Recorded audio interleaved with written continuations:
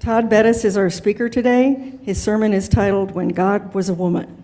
He will share how the idea of God changed over the centuries and how this has been harmful to women.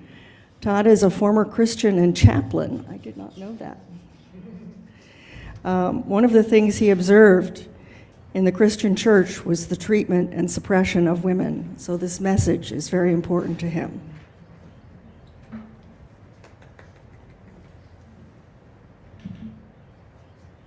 Thank you, Susan.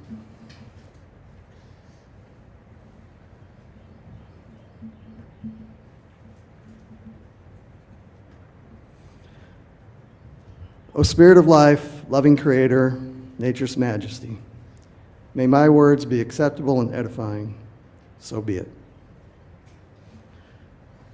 Sisters and brothers, in the name of the Spirit of life, peace, love, and joy from my heart to yours. Blessed be. The year was 1992. I was sitting in a classroom taking humanities at Florida Community College of Jacksonville, now called Florida State College of Jacksonville. I took 2 humanities courses whenever I was working on my associates, and I had this one professor, and he made it very uncomfortable to be a Christian in that class. Sharon, you're not here, but at this point I want to say, you know those humanities teachers. He talked about how archaeology and anthropology had found that God was first thought of as a woman, as a goddess.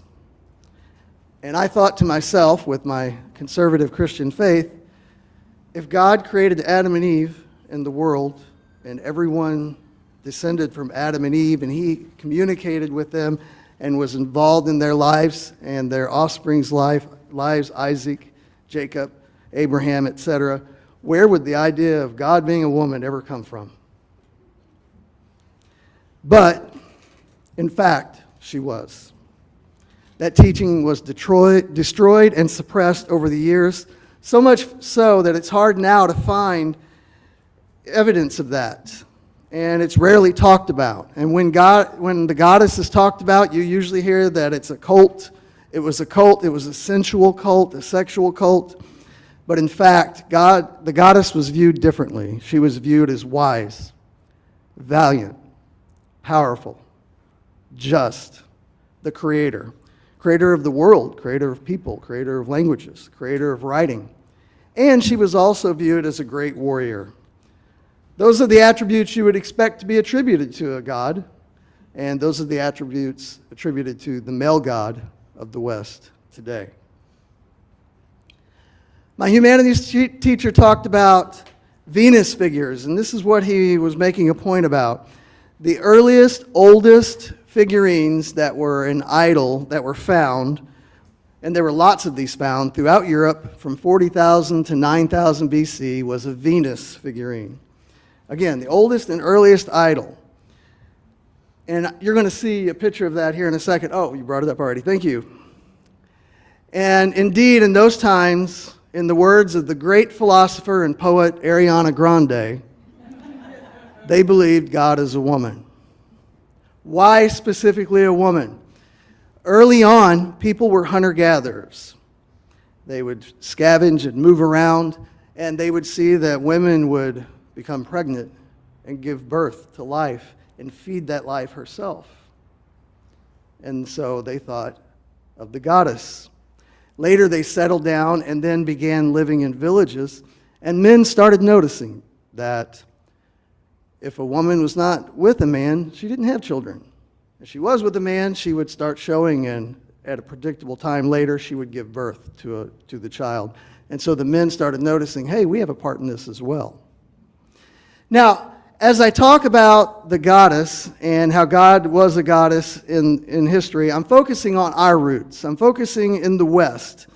If you go around the world, there's various ideas, various cultures that teach different things about who God was and how things were created. But I'm focusing mainly on our roots in the Mediterranean area. Especially, I'm going to focus a lot on Crete and other places around there where the goddesses were worshipped. Crete, which is in Greece, right? Greece is thought of the birthplace of our culture, our writing, our thinking. And those people first thought of God as a female. I want to mention that as you saw, and there's a reason I'm mentioning this, I'll come back to it. If you look at the different goddess religions throughout that area back then, you'll notice a similarity in their holy symbol. It was a serpent or a snake. Later, there was another goddess called Asherah. I'll talk about her in a bit. Her holy symbol was a tree.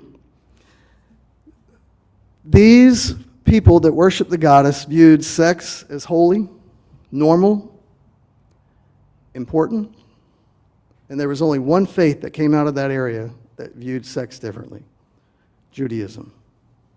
Viewed it as a sin, something to be controlled, something that could only happen in a marriage. So we're going to go ahead and look at those images now. And I'm going to show you some of the examples and the things that they saw. Can we go back to the one before that, Crystal? This is the Venus of Willendorf. And this was the figure my humanities teacher was talking about. This particular one is dated to about 30,000 BC. What do you notice, first of all, when you look at her? She's plump, right? She's pregnant. Her breasts are engorged. Remember that people thought that she was the giver of life. Only women could give life. And here we see that life represented in pregnancy and her being able to feed children herself. Now, I think of myself, I think of God, if I think of God, I think of God as in a feminine way. So you may notice, or you may have noticed, sometimes I wear necklaces. A lot of the times I'll wear little symbols of the goddess. I have one necklace that has a little Venus of Willendorf. I've worn it a few times. Got some interesting looks whenever I wore that. You can see why. So they believe that this particular figurine was carried around by healers. It was believed to bring luck or dedication to the goddess, or even for erotic purposes. All right, go ahead with the next one, please, Crystal. All right, so this is a similar example. This one was found in Turkey somewhere between 8500 and 5500 BC. You see, this goddess looks very much like the Venus of Willendorf. Now she's seated, but you still see her breasts are large, she looks pregnant. Many, many goddess figures just like this were found around modern-day Turkey during those times. So the idea of the original goddess that we saw in the Venus of Willendorf is kind of continuing through here. All right, next. Okay, remember I mentioned that the snake or the serpent was the holy symbol of the goddess throughout all these different religions. Here, this is the snake goddess. This was found in Crete, 1600 BC. They also found very many similar figures that look just like this with the head of a snake as the goddess in what is modern-day Iraq. Next. Here we see another snake goddess, again from Crete. So you can see there she's holding the snakes in her hand. She would be represented wearing a crown or a cat on her head. I'm not sure what the significance of the cat is. I couldn't find that. But so we believe that this is possibly a figurine of a priestess or the goddess herself. This is dated 2000 to 1800 BC. Notice now she's skinnier. She represents fertility and power rather than pregnancy. Remember, by now, men and women had realized that both played a role. So a little bit of a different view. All right, next. Here's another goddess figure. You see there she's got snakes wrapped around her arms. She's holding those serpents. This is from Minoan, Crete, 1600 BC. And they believed at the time that the snake was a symbol of rebirth and regeneration. Anybody want to guess why a snake was thought of as rebirth, representing rebirth and regeneration? It sheds its skin, exactly. So, and you may be familiar, if you think of the Blue Cross Blue Shield symbol, yeah, I had to say that. The shield has the rod of Asclepius on it. With the rod and the two snakes wrapped around it, it represents health, rebirth, and regeneration. Most people today don't think of snakes that way. We're born with two fears: the fear of a loud sound or the fear of falling. All other fears we learn, including fears of snakes. Next. This is the Astarte plaque. This is a Hellenized version of the Semitic goddess Ishtar. She was a warrior goddess, among other things. I wanted to show you this. She looks very similar to the Egyptian goddess Hathor. You'll notice she's holding in her right hand flowers, and in her left hand, once again, what? serpents, snakes. This is dated 1650 to 1650 BC. These plaques were found all throughout the region in Egypt, Lebanon, Israel, Jordan, Iraq. Next. Now, I mentioned the goddess Asherah, and I want to come back to her in a little bit. But I'm showing you here, this is the Asherah tree. Asherah was a Semitic goddess of the Hittites and the Canaanites in the Bible. She was the goddess of fertility, motherhood, and sacred trees. And you'll notice the tree here has been shaped into like a pole. So her holy symbol was either a tree or a pole, and a lot of times they would kind of work on the trees to make it look more like a pole. Next. There she is. That's Asherah, and that is Asherah's pole there. Again, remember I said that she was the goddess of fertility and motherhood. Notice her hand over her groin and over her belly there. And you can see how, if you think that last previous image, you can see how it was kind of shaped like the pole, the Asherah pole here. All right, next, please. So this is an image of Hezekiah from the Bible. In 2 Kings, it says that Hezekiah went around and destroyed and cut down the Asherah poles. So that's a picture of him there cutting down the Asherah poles, and I'll speak a little bit more to that. And I'm going to show you one more image. So we're moving forward here. This is the 5th century BC. This is the goddess Athena. Notice right in front of her, what do we see? Once again, a snake, right? I mentioned earlier the different features of the goddess and the way people looked at the goddess. And one of the things they looked at the goddess was a warrior. Notice behind her, there's her shield, there's her spear. She has a helmet on.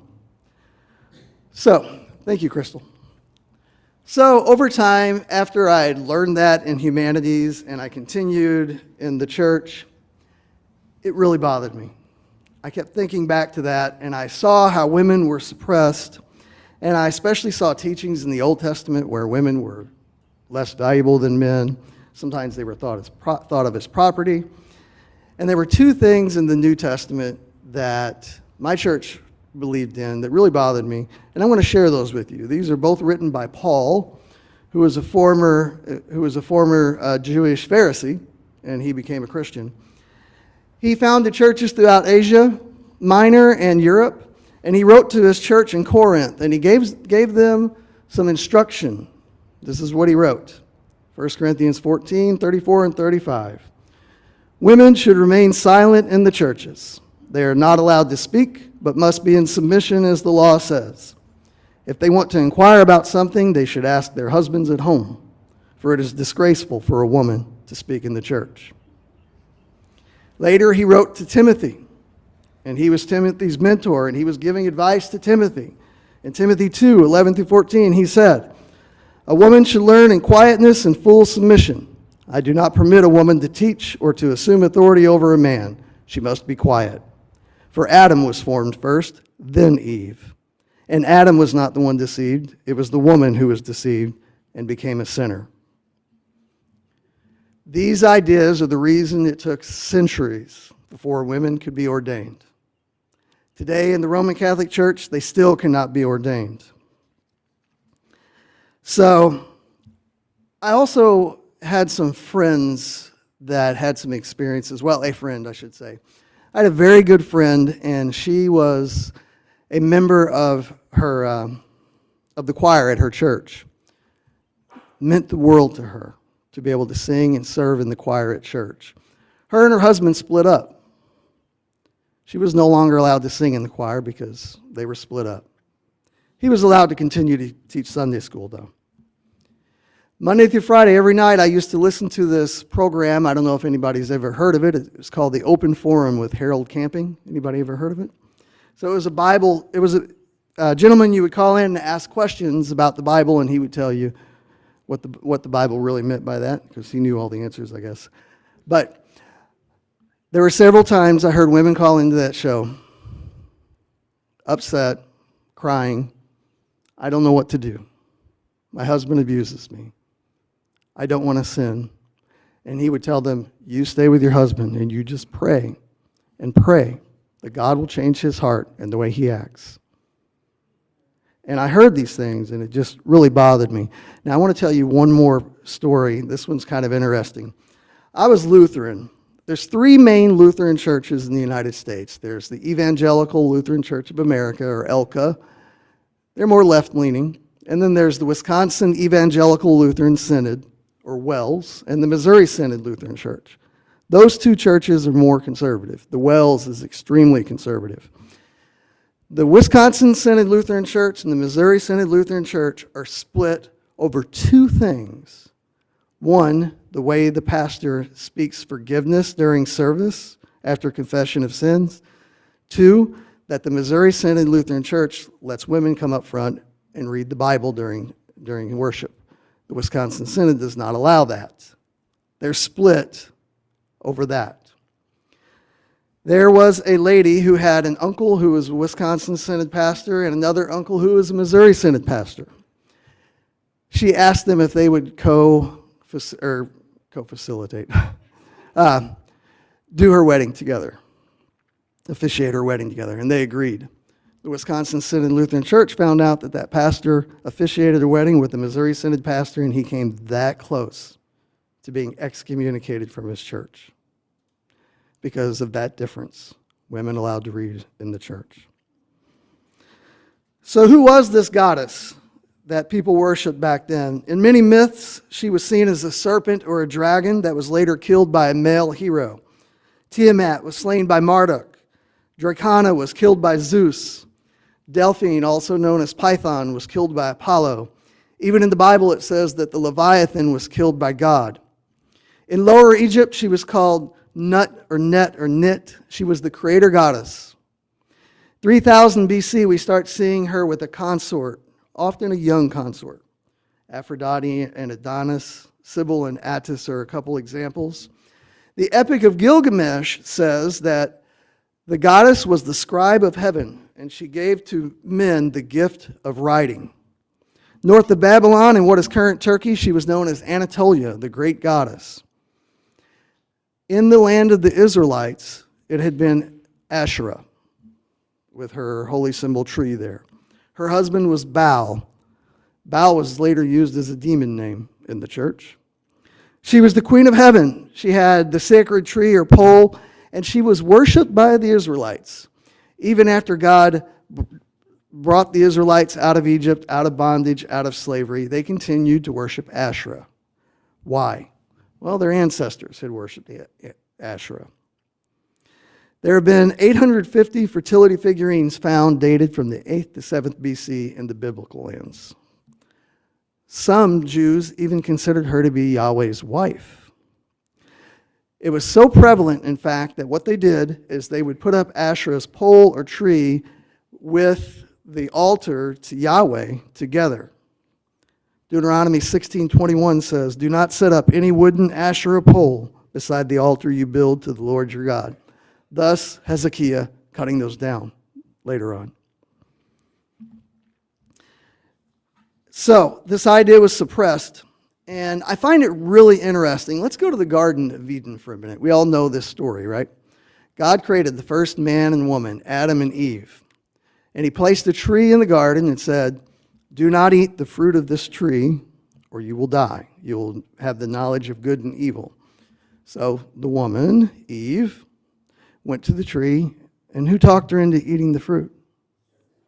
A serpent. So she listened to the serpent. She ate of the tree, much like Asherah had a tree, and brought death into the world. In the book When God Was a Woman, written by Merlin Stone, she said that the tree, she really believes, she's pretty sure that the sycamore fig tree was Asherah's holy tree, through studying over the years different evidence. A lot of times you see it's an apple, right, in pictures of the Garden of Eden, but it was actually the sycamore fig tree, she's almost positive. Another example I thought was kind of interesting was from Matthew 21. I want to read that to you. Early in the morning, as Jesus was on his way back to the city, he was hungry. Seeing a fig tree by the road, he went up to it, but found nothing on it except leaves. Then he said to it, "May you never bear fruit again." Donna, you may want to cover your ears with this part. Immediately the tree withered. Interesting. A fig tree. Maybe it's just a coincidence. So what happened to the people that worshiped the goddess? Well, they were invaded from northern invaders. The Dorians lived in what is considered now mid and northern Europe, Germany, and those areas. They believed in a god that was a god with a father, Zeus, later Jupiter. Typically, their god was represented as a warrior god with a supreme father, and these invaders had revolutionized the idea of war. They had chariots that they brought, and whenever they came in and invaded, they just couldn't be beat. By 500 BC, they had completely suppressed the goddess through violence and brutal massacres. Matriarchy became patriarchy. In the book, The Dominant Sex by M. and M. Varting, it's a husband and wife that wrote this book, they studied dominant sex and how it affected societies through the years, and they said that what they found is the sex of the deity always determined the gender and power. The sex of the deity was always determined by the head of the family. So things changed. The goddess was very community-oriented. The people that worshipped her were really focused on community. The ones that worshiped the male god liked the idea of a king. And we see that in Judaism. God chose David and favored David. God chose Solomon and favored Solomon. And later we hear about a king of all kings. The backlash from those invaders from Northern Europe led to a switch in religion. And eventually, I believe, Judaism, Christianity, the Roman Catholic Church. So let's bring it to today. How do Christians look at women today? I made the joke earlier about Ariana Grande and the song God is a Woman. I wish Bree was still in here. Bree was telling me the other day that her Christian friends at school believe that song, God is a Woman, is one of the most satanic songs ever written. Yeah. And it's not really saying God is a woman. If you listen to the words, she's just saying, well, you can listen to the words. So what has this attitude of God being a man led to? Well, it's led to a history of suppression and devaluation of women. Women have really had to struggle for equality in the West. Women got the right to vote in 1920. We turned 250 years this year, old, the country, on July 4th. 144 of those years, more than half of those years, women did not have a right to vote. The top 500 biggest companies in the United States, 49% of their employees are women, but only 55 out of those 500 are CEOs. 445 are men. How many people remember this? One of these days, pow! Right in the kisser. Anybody remember that? Ralph Cramden from the Honeymooners? That was a big catchphrase back then. He was talking about punching his wife. That was funny. Women still are not equal in many ways. Their salary is 82 cents on the dollar compared to men. Has anybody ever heard of the orchestra interviews and how orchestra interviews changed? So in the 1970s, 5% of orchestra players were women. 95% were men. In the 80s, it moved up to about 10%.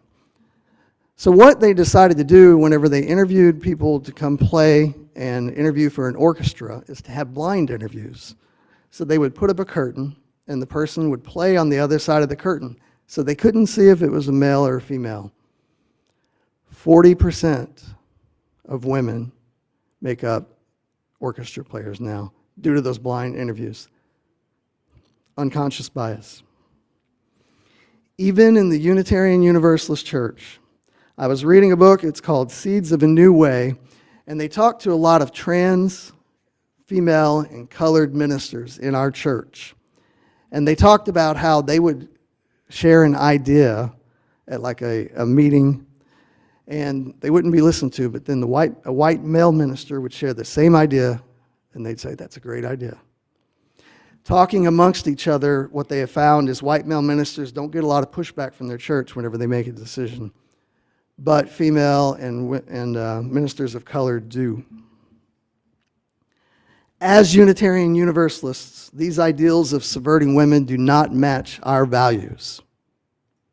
To us, women are valued. Women are equal. Women are humans. They come from the same source as men. My experience has been that women are almost always right. That's not a joke. That is the absolute truth. I've learned to just be quiet and listen and take their advice. Stanley Baldwin said, "I would rather trust a woman's instinct than a man's reason." Let us never back down or fail to stand up for women's rights.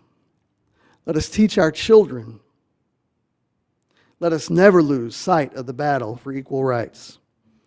As Ariana Grande said, God is a woman. God is as much of a woman as God is a male. God is source, and we are of the same spirit.